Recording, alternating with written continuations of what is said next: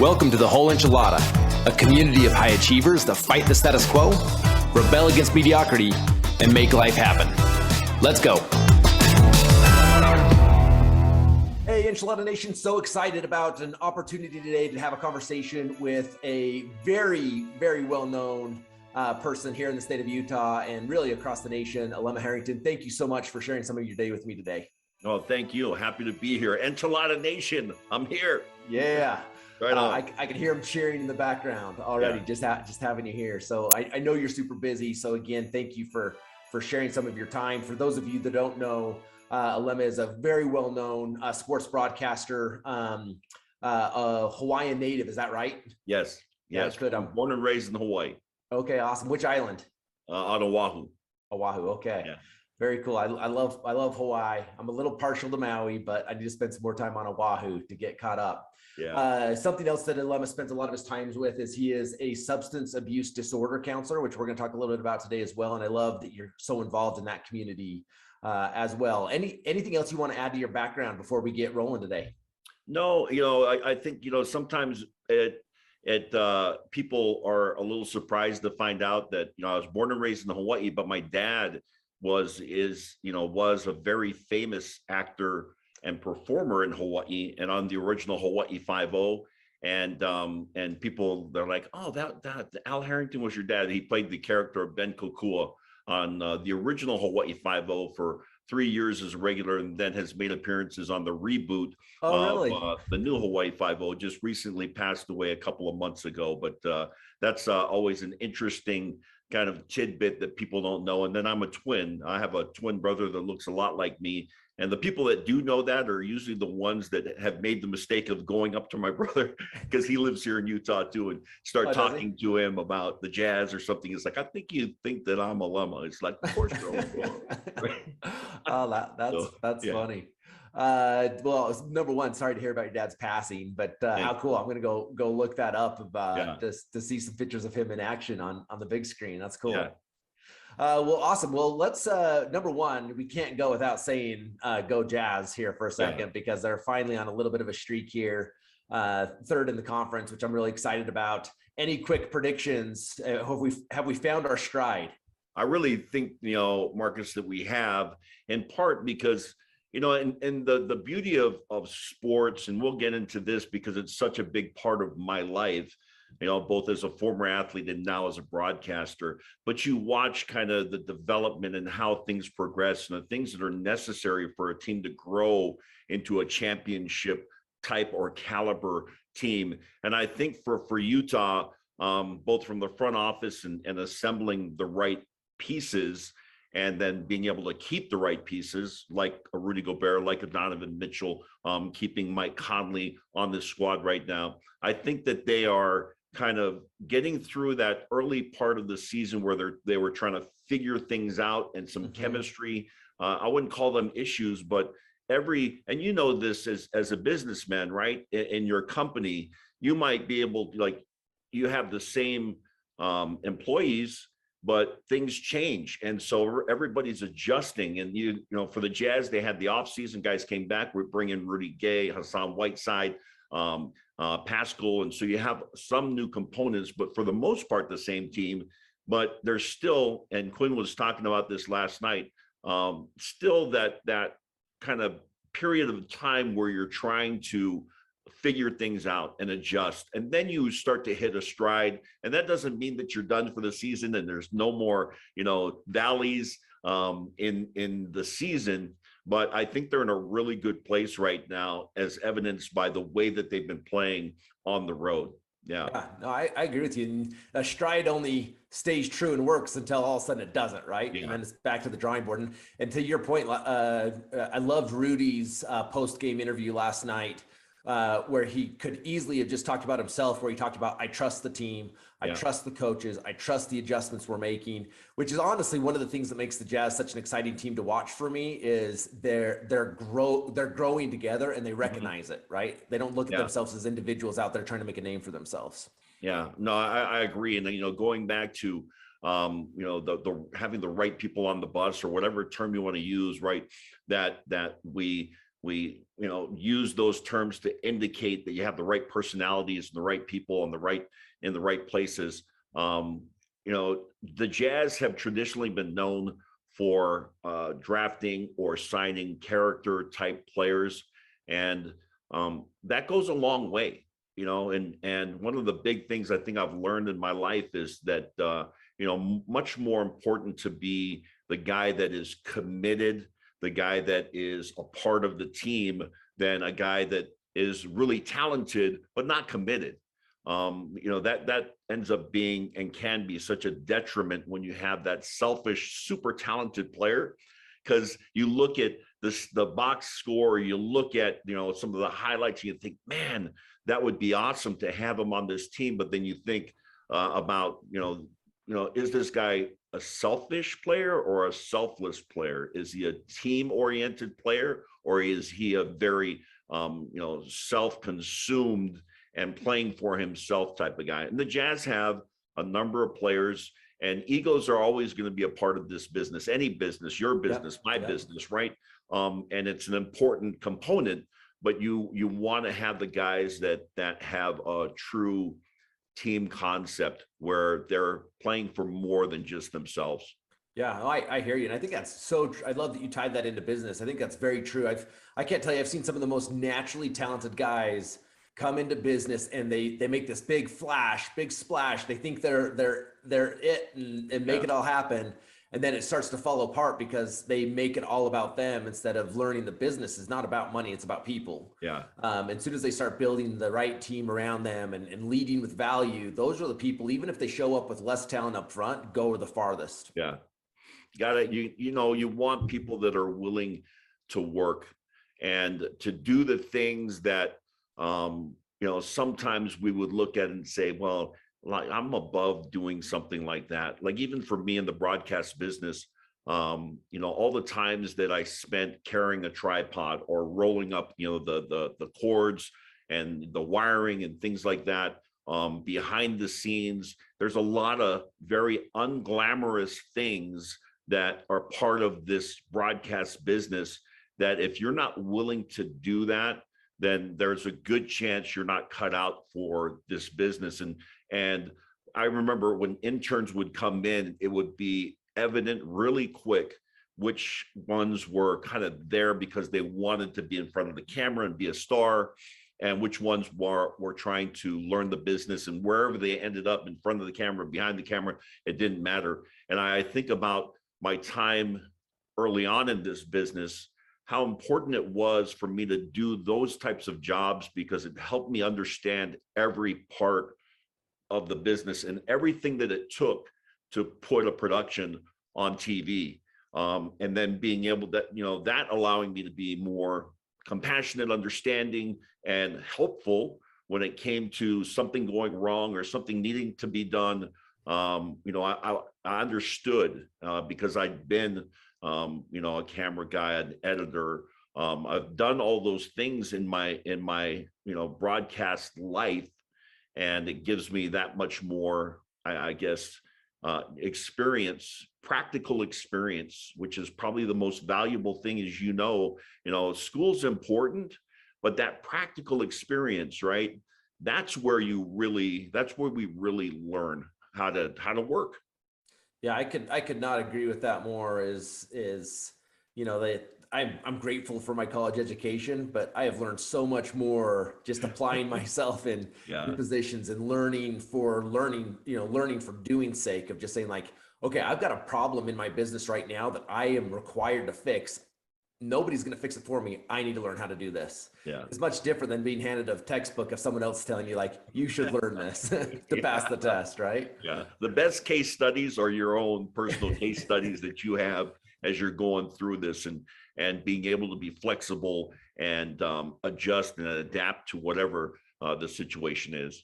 Yeah, totally agree with that. Let's take a quick detour down memory lane for a second. I want to go back a couple of years. Yeah. Back to you were quite the athlete in Hawaii, very well known, lettered in multiple sports, and kind of were like the guy in high school sports, from how I understand it. Is that right? Well, that's maybe a little bit exaggerated, but I'll accept that. I did have a nice high school career, and was the top, rusher running back in the state of Hawaii coming out my senior year. So, there is some truth to that. Yeah. And then football was your number one, but I understand track, basketball as well, had some accolades there. Yeah, track and field. I was a sprinter, and this is interesting because I share this with people sometimes, and as we've gotten to the point where the pole vault has become more of a female event than a male event. But when I was in high school, they would send the crazy people over to the pole vault, and I still remember coming in my freshman year in high school, and had moved from playing baseball up until that point in my athletic life. And then, somebody said, hey, why don't you go out for track and field? It'd be good for your football, and those kinds of things. I remember we had a coach, which he was a famous coach in Hawaii, legendary. His name was Al Rowan. And he looked at my brother and myself, and he says, why don't you guys go over to the pole vault? And I remember them giving us this pole and kind of walking us through, like, this is what you do. And there's a lot of timing involved in it, but you have to be a little bit crazy to pole vault. And so I remember going down my first time and getting kind of stuck up in the air and then falling into the track. I missed the pit. We fell into the track as the girls were doing some interval sprints going by. And I thought, wow, this is crazy. And I remember I got back up and I went back and did it again. And the coach said, yeah, you're perfect for this. And then it ended up, my brother and I were back and forth from our freshman year, the top pole vaulters in the state. And so that was a lot of fun. And track and field was important for my football career because it was able to increase my speed and those kinds of things. But I have fond memories of those long days at a track meet where you just kind of camped out and waiting for your event. But track and field. And then basketball was I was a football player playing basketball. And was so good fell enough out in like the first 20 minutes of the game. No, it's good enough to be second team all division and kind of thing. But I was never a great basketball player. I was an athletic basketball player, but never a great basketball player. So football was and still is, my love and my passion. Even though I broadcast for the Jazz, I also do the high school games here in Utah, right? The Thursday night rivals and Friday night lights and Thursday night rivals. So a couple of games during the high school season, and then I'll jump on and do some college football during the college football season, on top of my broadcast duties with the Jazz. But football always will be, my first love. I love that game. Greg Bowler-Jack and I have that in common because he, spent some time and played some college football at Kansas State. Yeah. And so I assume you're still a BYU fan because that's where you played. Is that still your school of choice? Yes, absolutely. Where's my BYU? I see the Y back there. Yeah. And I was fortunate to be at BYU at a really, one of those celebrated times that we look back in history at BYU and kind of the span of where BYU came from, where they are now. And for me, I got to BYU in 1984. We won a national championship and went undefeated. And it's one of those things you kind of show up on campus like, oh, this is awesome. Do we do this every year? Yeah, right. But that was a great season, my freshman year. And during that time, I had moments like that, national championship. And then I finished up my senior year was when Ty Detmer was just starting to get some playing time with BYU. So was able to play with a couple of great quarterbacks along the way. And there's so many great memories, and not so much the football as much as the experience. Yeah. And the lessons that you learn with teamwork and discipline. There are a lot of great things that I got out of football that have been invaluable for me, and so grateful for that opportunity. Cool. One of the questions I have in regards to that is I mean, you were one of the top athletes in Hawaii. I won't go so far as because you corrected me on saying the best, even though So, but going from Hawaii, walking into a collegiate, a national champion team, I imagine that there were a lot of incredible players. Yeah.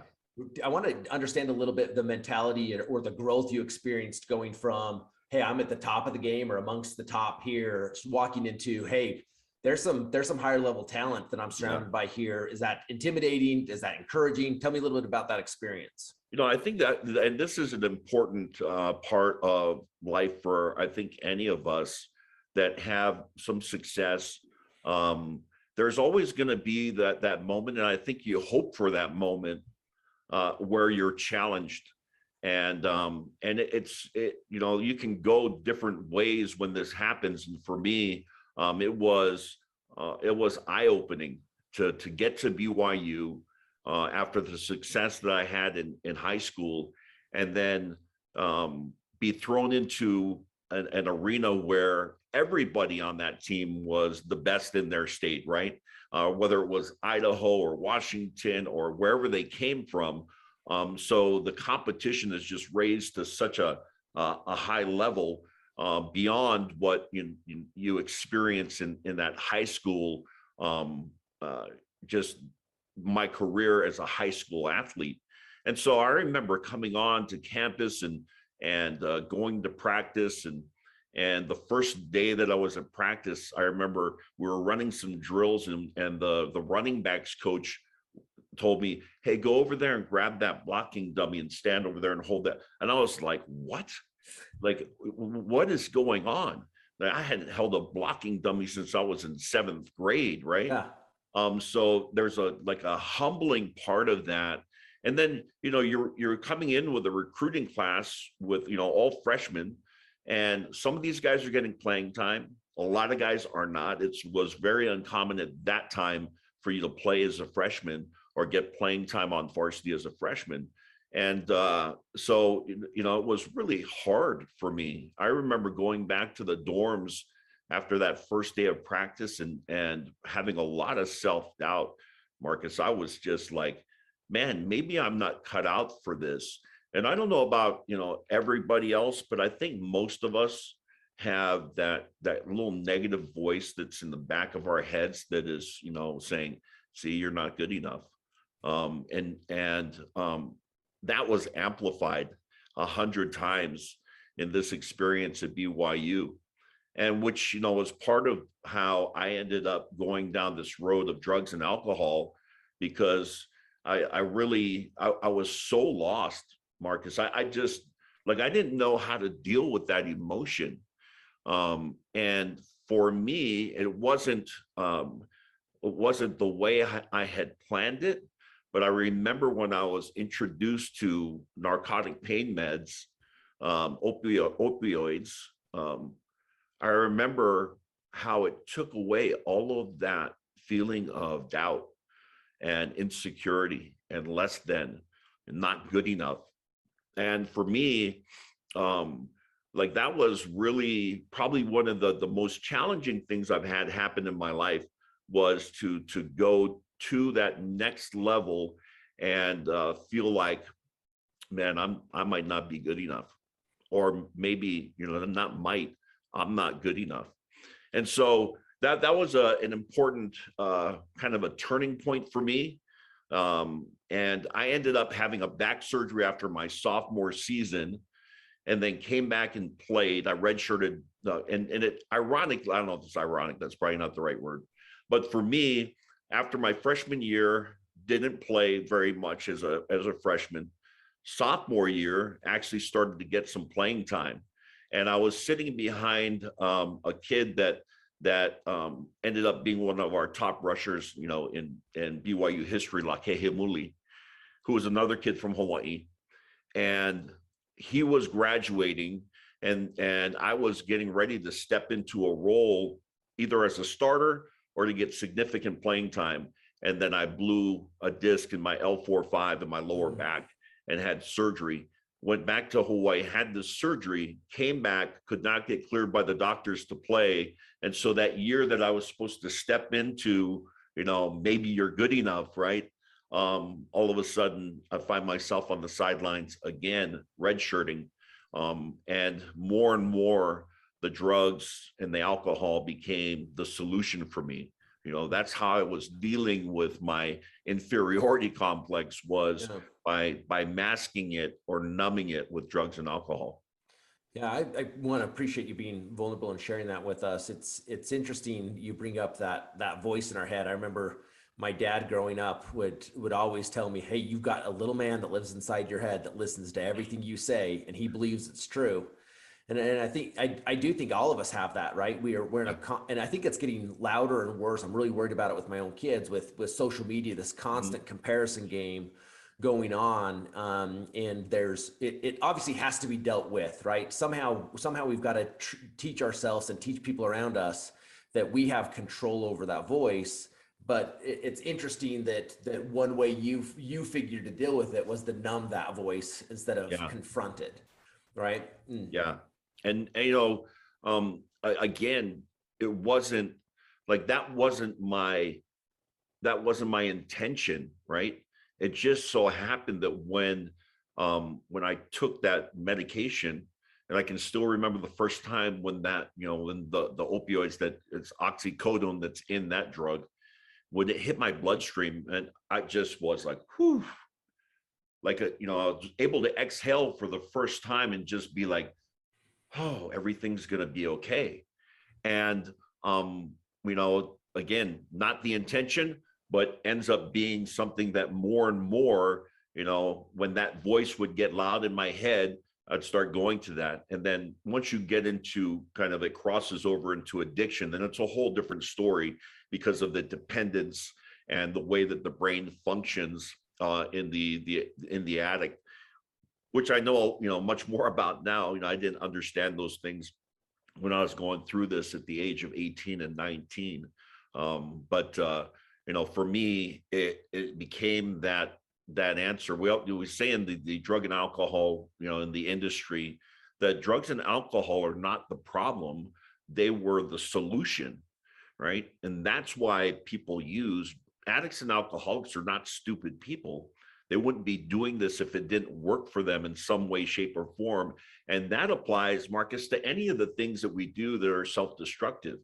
At some point, my anger or my ego or my pride served me, at least for a period of time, may have driven me to some really big success. But the problem is, when it stops working, am I able to stop? And for the addict and alcoholic, the answer is no, not without some help. And this applies across the board to a lot of the things that we do to deal with that voice that your dad was referencing, right? And for some of us, it's drugs and alcohol. For some of us, it's relationships. For some of us, it's work. For somebody, the different things that we do. But we have to find a way eventually to be able to find balance in our life. Because with the alcoholic and the addict, the balance is lost. And now everything revolves around, getting drunk or getting high or just trying to mask that pain. I love that the way you're articulating this, because in identifying it as these self-destructive behaviors, because I really think there's this misnomer of the guy that has major anger issues pointing his finger at the alcoholic and saying, like, look at that guy, I would never do that. He's got his own self-destructive demons that he's embracing, but it's easier to point fingers at someone else's self-destructive behavior. And I think we've all got some element of that. And honestly, with our listeners, a lot of them are entrepreneurs, and entrepreneurs are just like pole vaulters a little bit. We're a little bit crazy, right, to choose to do this. And I think there's some element of this addictive mindset or behavior that comes with wanting to be an entrepreneur, right? And the way you were articulating that I've never heard it said that way with opioids or drugs, of it was a means to an end. It was actually helpful to start with, and then moved into a position of being unhelpful or overly used. And I look at that as like, I love my work ethic. Because someone asked me the other day if I had to identify one thing that I really loved about myself. I said, I love my work ethic, and it served me well. But I will also tell you, my work ethic has also served me in the wrong way, because I've worked so hard and stayed focused on winning at the detriment of other things around me. So addiction can come down to many different things that show up in a self-destructive way. Yeah, I love that you reference kind of your industry or entrepreneurs, and that I find this with anybody that is, even in just the sales world, right? For the alcoholic and the addict, the quest, right, is for this dopamine release, which just happens like the floodgates open when you take these drugs that are, whether they're opioids or stimulants, and stimulants just, open the floodgates as well, whether it's cocaine or amphetamines or any of those drugs. And for any of us, if you think about the things that we do, there are things that happen in our lives that are good. And when that happens, then I get a dopamine release. When you do something and you have an unexpected positive result, the dopamine spikes like through the roof, right? Naturally. And so this is why gambling, for the gambler that has an addictive gambling habit, is so detrimental. But what they're trying to achieve is, you put a quarter into the slot machine, you get a quarter back, you're like, oh, that's kind of cool. You maybe get a little bit of a dopamine, release. But you put a quarter in there and you get like 5,000 quarters come out, like, that's why in Vegas you hear all this stuff, so people are like, hey, somebody's winning, because when that happens, the dopamine spike just goes through the roof. And so the brain remembers that, and it starts to, that another voice that's in our heads is saying, man, we need to do that again. Like, let's do that again. And so, whether that's, the Pepsi that I go and get, at 7-Eleven or Maverick, and I do that every day. And as soon as I'm walking out the building to go and get that drink, already I get dopamine spikes, right? So these are the things that we look at from, in the recovery industry, as things that we've got to figure out how to manage that, and then get to a point where we are not abusing that. Because just like, when you're talking about gambling, the chances of you hitting the lottery are so just, ridiculously small, but people are doing it all the time. People buy lottery tickets, and you can tell them, like, you're not going to win. It's like, I know, but maybe I will. All of these things, we have to figure out how to manage those within ourselves, and again, come up with solutions to, the inferiority complex that we might have, or the self-doubt that we might have, without going to, this substitute, whether it's, chemically induced, or, through, you can apply the same thing, Marcus, to finding something on sale. It's like, what, if I could get that for a retail price, that'd be great. What, it's half off? And all of a sudden it's just, again, dopamine through the roof. Yeah. And so our brains remember, okay, these are the ways that I make myself feel better, and figuring out, okay, how do I get away from those self-defeating, self-destructive behaviors, and start to work towards a life of balance, where I can get those dopamine releases without putting myself in jeopardy or others in jeopardy. I think this is really fascinating, and I can't imagine that once you overcame that addiction the first time, that it was like, oh, good, Mark, check that off. Yeah. I now recovered. I'm never going to deal with that again. That it comes back, right? So how have you? Is there some ideas or things that you learned over time that you can recognize that showing up in your world, and you take a different approach? Yeah. Is there some system to that?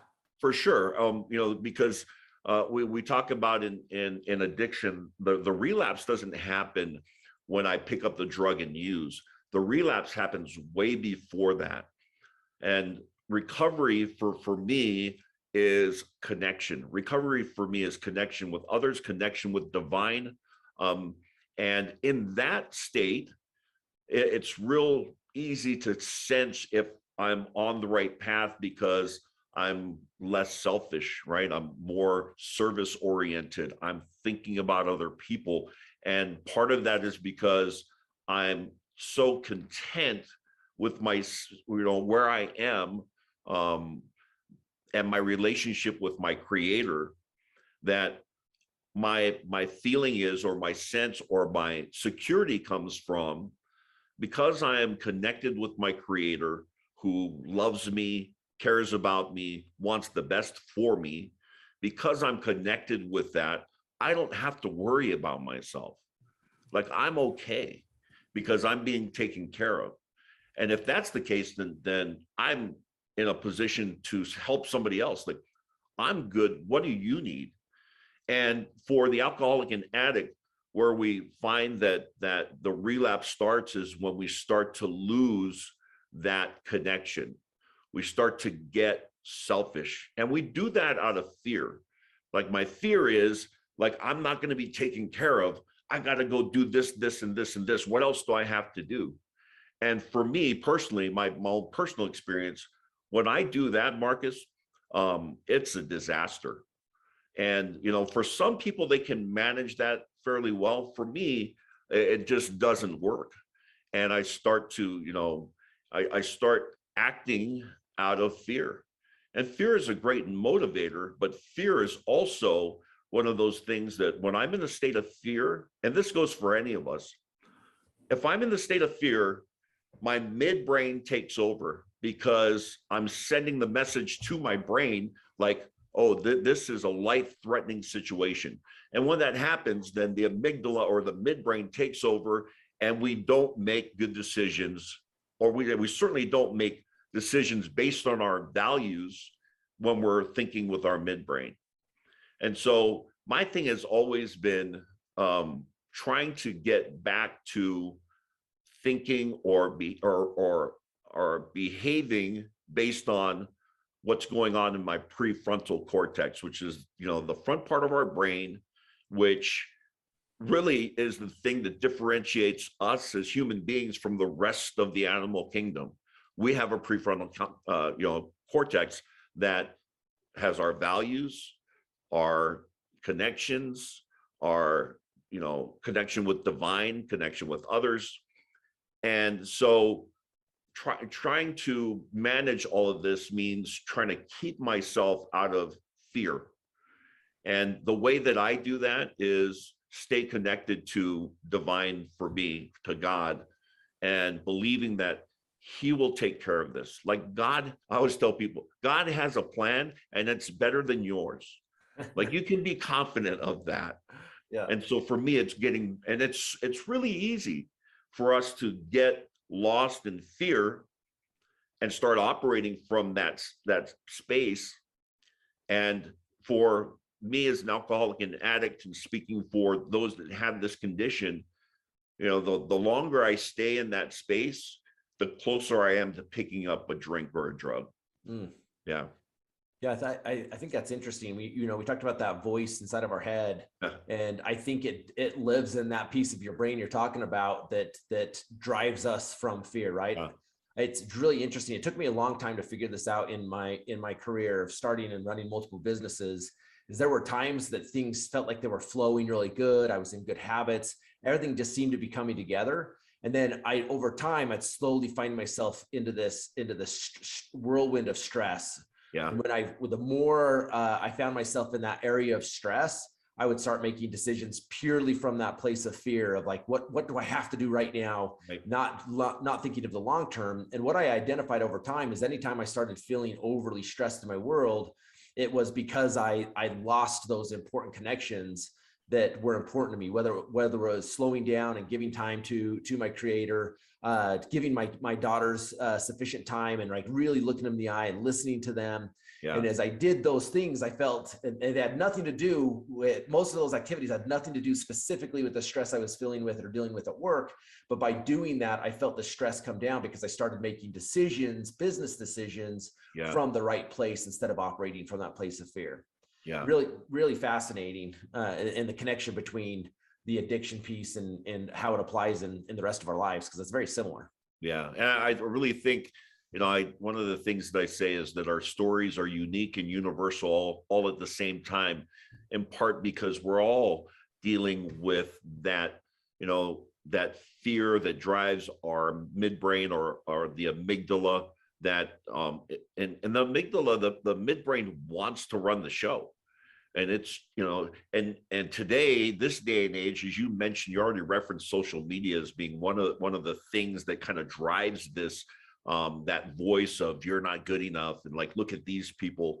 And the old saying from Theodore Roosevelt, which is, comparison is the thief of joy. Mm-hmm. But we do that all the time, right? Because we're trying to gauge like where we are, and we gauge that based on the people around us, right? But for all of us, whether we're in active addiction with drugs and alcohol or any other self-defeating behavior, it's trying to find ways to quiet the midbrain and let the midbrain know, hey, you're not in charge, because the midbrain always wants to be in charge. It's like, you're not in charge. And then I get back to I call it elevating my thinking, right? Elevating it from my midbrain to here, trying to elevate that so that I'm back to connection with divine.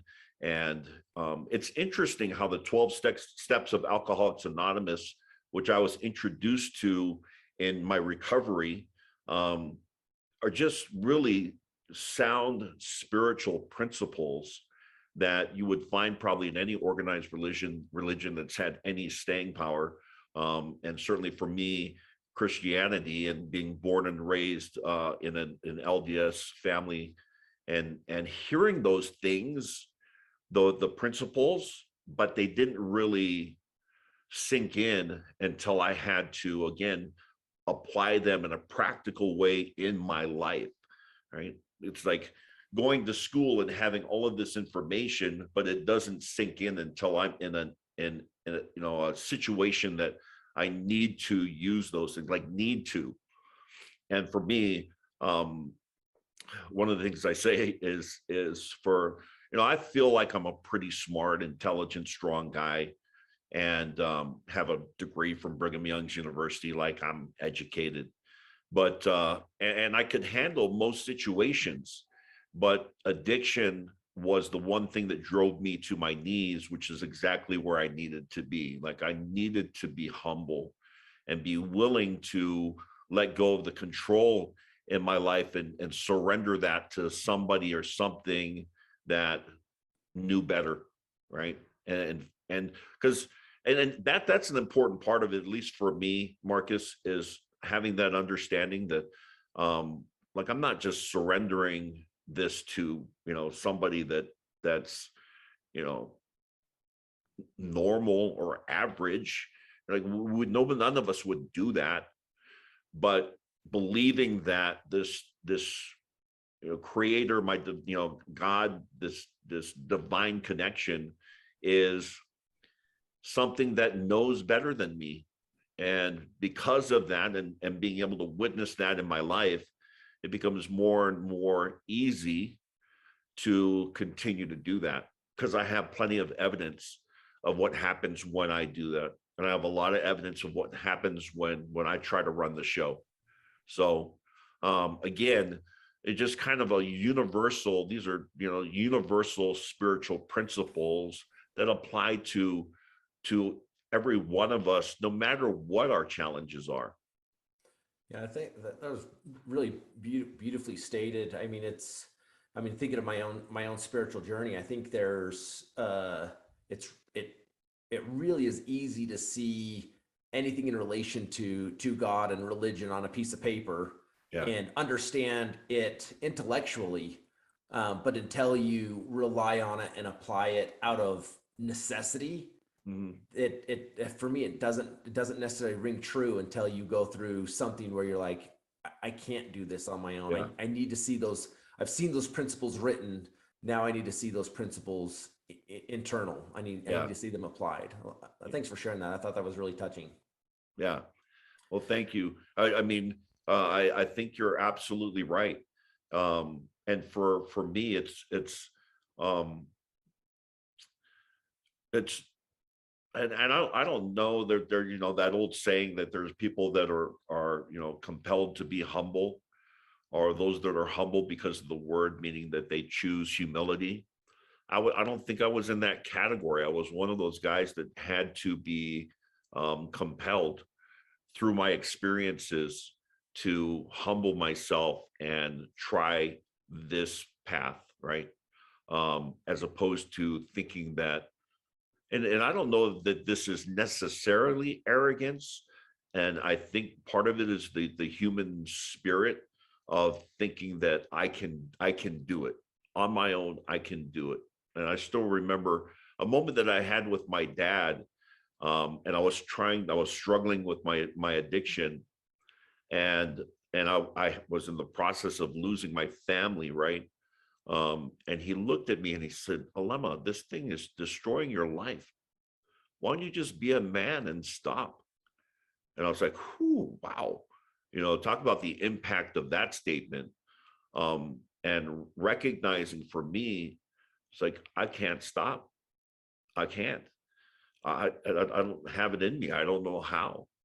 And being in that place is really what opened the door for me to be able to explore what spirituality could be, like having some divine intervention and God's help to overcome drugs and alcohol, which then becomes the blueprint for any of the challenges that I have. Because just because I'm, you know, not using today doesn't mean that I don't have other things in my life that I can look at and say, you know, well, I have two options. I can try harder, or I can trust God more. And when I get to the point where I've tried over and over in vain to be able to overcome, whether it's anger or greed or drugs and alcohol, it doesn't matter what the thing is that I've tried to overcome. It's like, well, maybe I need to try harder to trust God more. And that becomes again, the blueprint. I know that it works because I've seen what happened in a situation where I was powerless, like I could not overcome drugs and alcohol, but God did that.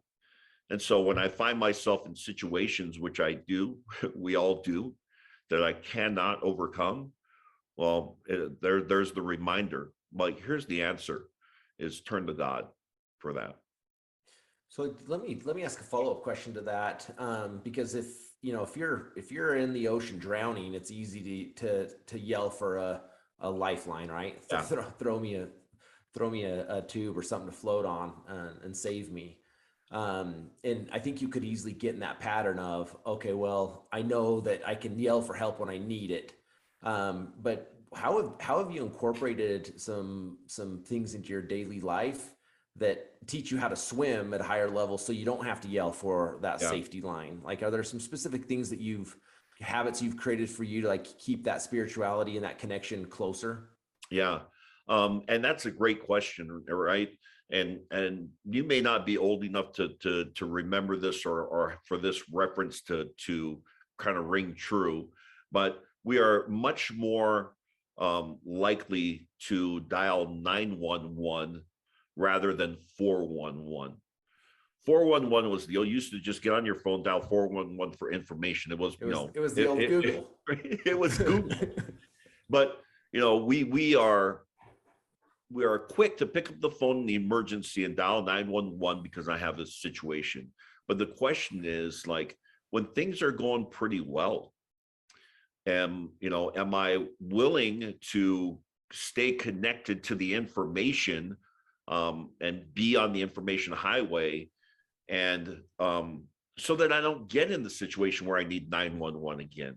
And so the question was, like, are there things that I do in my life? Certainly, practicing a 12-step, principle driven life is a big part of it, because these steps, which include steps 10 through 12, which are kind of maintenance steps, when you go through the process of really digging through, the whys of how you ended up where you ended up. Then step 10 is continue to take personal inventory when we were wrong, promptly admit it. Right? That seems like, oh, yeah, well, that's a great principle. But how many of us actually do that? And so for me, it's being connected to that, both personally in my life, and then, we learn more as we teach it. As a counselor, with a substance use disorder counselor, I go down and I do group once a week down at RDU, which is a treatment facility in Provo, Utah. And I've been in the business or the industry of recovery for 8 or 9 years now. And teaching that reminds me all the time, like, Alema, these are the things that you need to do, right? Step 10. Step 11 is sought through prayer and meditation to improve our conscious contact with God as we understood him, praying only for knowledge of his will and the power to carry that out. Okay, another like very simple spiritual principle, right? But how many of us actually do that? I can tell you, for me, I was guilty, still to this day, am guilty of the prayers that are a laundry list of things that I'm telling God he needs to do for me. And if you can do it by Tuesday, that'd be great. Monday, even better, because after the weekend, I have this other thing. I mean, just the way that we go about that relationship, right? Yeah. But to be able to have that guidance and direction, and my personal practical experience, right, of going through these 12 steps, that becomes more and more real. And doing those things make a difference. And then step 12 is having had a spiritual awakening as the result of these steps. We carry this message to other alcoholics and practice these principles in all our affairs. Like, those are not exclusive to alcoholics and AA, right? Those are very simple spiritual principles that anyone would look at and say, I think those can be helpful for me. For me, I needed to go through what I went through to be introduced to this, and then use them in a practical way in my life, for me to be able to embrace that. But those are the things, Marcus, that I have to get to continually do to keep me from that state of fear and anxiety and stress. If I continue to practice those principles and those maintenance steps, 10 through 12, I'm in a much better place, a much better space, and much more likely to be unselfish and willing to give and serve, and willing to listen to God's plan instead of that voice in the back that's saying you're not good enough. Yeah. I love that you're so involved, giving back to other people going through that same experience, your journey that you had previously gone down. I think this is very applicable to life in general. And one of the things that I've noticed with myself over time is, for some reason, it's a lot easier to let myself down than to let somebody else down. So if it's something where I want to learn how to grow my leadership, one of the things I would do is say, okay, I'm gonna commit to teaching other people about leadership. And really, it sounds counterproductive in some ways, because it's saying I need to be a better leader, so I'm gonna go teach people to be a leader. But it forced me to show up at a higher level, knowing people were counting on me for that, right? So I love the idea of you on this journey of saying, hey, if I'm on this journey, let me go impact other people, and by doing so, it's going to solidify my own journey along the way. You mentioned something, and I will watch some of the other podcasts, and you explored this idea of commitment, right? And it becomes such an important part, and sometimes we're more likely to commit to somebody else and then kind of hold up our end of the bargain there, and we're learning to be committed to ourselves, to trust ourselves, and understanding that's really where we build from anyway, is from that personal commitment. If we're able to do that, then we do a better job in the commitments that we make to others. And so it does start with ourselves, right? We kind of work on that personal relationship, ourselves with ourselves, ourselves with divine, then ourselves with others. But working on these principles of, commitment and trust and integrity, all of those things, which again, for me, when I look at those, I think as a human being, I don't know that I'm capable of doing that. Like, I'm going to need some divine help to be able to do those things. Again, I have two options. I can try harder, which becomes laughable at a certain point because I've tried everything, or I can trust God more, or I can try harder to trust God more.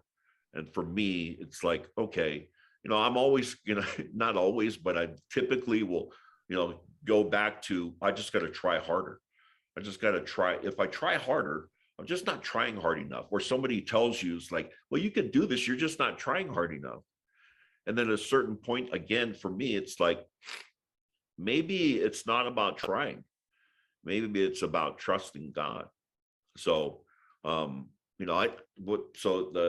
progress for me, Marcus, would be if I stay out of that try harder side and just put my trust in God, and then God will provide a way for me to do this.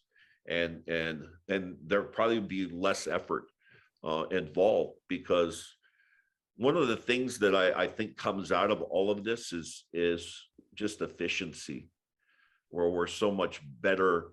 We're not wasting time the way that we once did, or wasting time the way that I do when I'm not working these principles and practice these principles in my life. This is really ringing true to me more than it's really touching my heart, because I honestly sometimes feel like I can just visualize God looking at me sometimes and just shaking his head like, you idiot. Because in my mind, it's if I'm confronted with a problem, it's either I can spend 20 minutes on my knees seeking counsel and advice, or in my mind, I start going to like, that's 20 minutes of stuff I can get done towards the solution.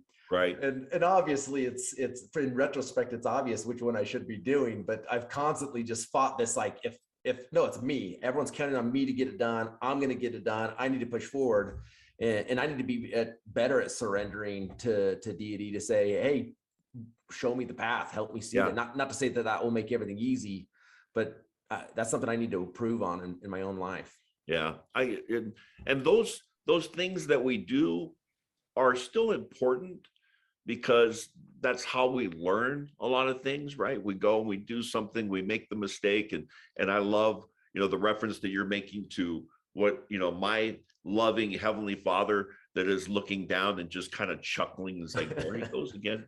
But I always, add to that, the love that we don't learn this sometimes until we become parents ourselves, right? And then we're looking at our kids and they frustrate us. And it's like, what are they doing? And at the end, it's, but man, love that kid. Just love that kid. And just kind of laughing along with them, because we've done some of the same stupid things. But those are important just for our own growth and the experience. And at the same time, we would be more effective or more efficient in the things that we do, probably accomplish more in less time, if we just kind of dialed into what God's plan was for me.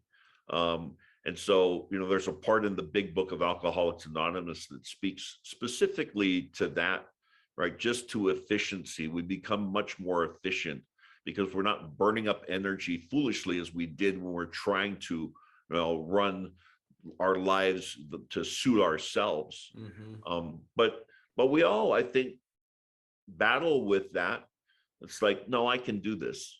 And then we just try to, we almost just naturally kind of flow into, okay, I'll take care of this, as opposed to, let me be more mindful, more prayerful, and try to connect with the one that has the plan, which is, my creator. I love that. I want to jump back to something you said a minute ago. I know we only got a couple minutes left, but I'm very much, I love words, and I think they're so powerful. And you said a sentence that I was just really beautifully said, and I want to know where it came from. You said stories are unique uh, and universal at the same time. Our stories Yeah. are unique and universal at the same time. That Yeah. that's a That's beautiful something that sentence.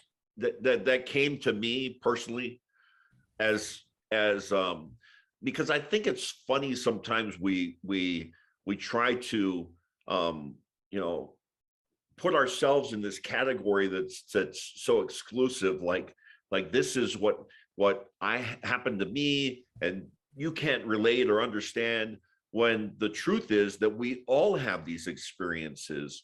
And so though my the details or the situation might be different, your story, my story, right? In the end, it's that universal, struggle and journey that we all experience. And sometimes we call it in the addiction industry, we call it terminal uniqueness. When I somehow think that my situation is different than everybody else's, and you can't understand, and this won't work for me because I'm different. Well, we're all different, but we call it terminal uniqueness because those are the kinds of situations that people use to exclude themselves from the help that is there. So I love having these kinds of conversations, Marcus, because you hear my story and you're just like, man, I can relate to that, and there's so much power in that, right? Maybe one of the most important components of the counseling that I get to do is the most powerful moments that I have in a counseling session will be when I'm sharing my story and the person that is sitting in the other chair is like, oh, I get it. I get it because I relate to that. There that might be the most important most valuable thing that I can bring to a counseling session is my own personal experience. And for the person sitting on the other side to look at me, it's like, oh yeah, you get it. You get it.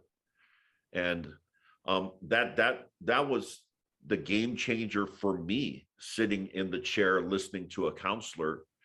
And I'm like, wow, yeah, you do understand, and you get it, and you're like me, but you're not using anymore. Like, I didn't think that was possible. How did you do that?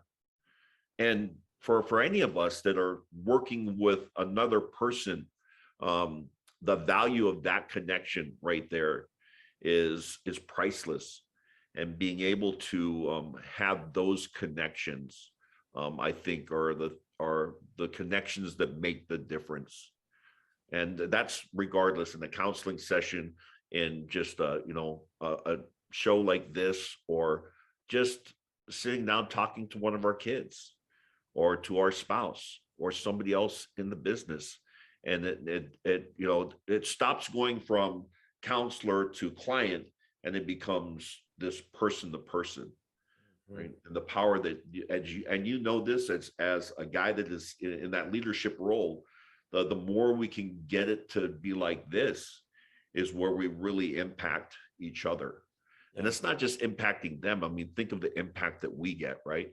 Oh. In that experience.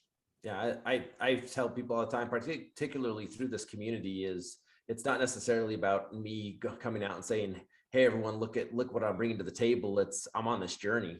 Yeah. And I don't know if it's my older age showing up or what it is, but it used to be every meeting I went into, everything I did had this objective for me. And now I just feel this different connection with just human life. It's just so interesting how interconnected we all are, and maybe not the exact same issues, but in a lot of ways the exact same issues. Yeah. We're all struggling with the same thing, right? We're battling with our ego. That's, again, you think of whether you're religious or not. I think we identify with this idea of the natural man, right? Which is just my natural tendencies, which are not always the best response. And it's being able to quiet that natural response and be able to listen to a divine message giving me the information that I need to be able to move forward. Because my natural response is rarely a good one. It's very Mosaic law. It's very, very much like an eye for an eye. Like, you hurt me, it's like, let's go. Let's go. Yeah. As opposed to, the teachings that Christ brought, which was when we turn the other cheek. Let me, take a moment. In the big book, there's a passage that says, we pause when agitated or doubtful and ask for the right thought or action. Like that, how valuable that has been for me to be able to just stop for a second, not react, but pause and ask for the right thought or action, then respond.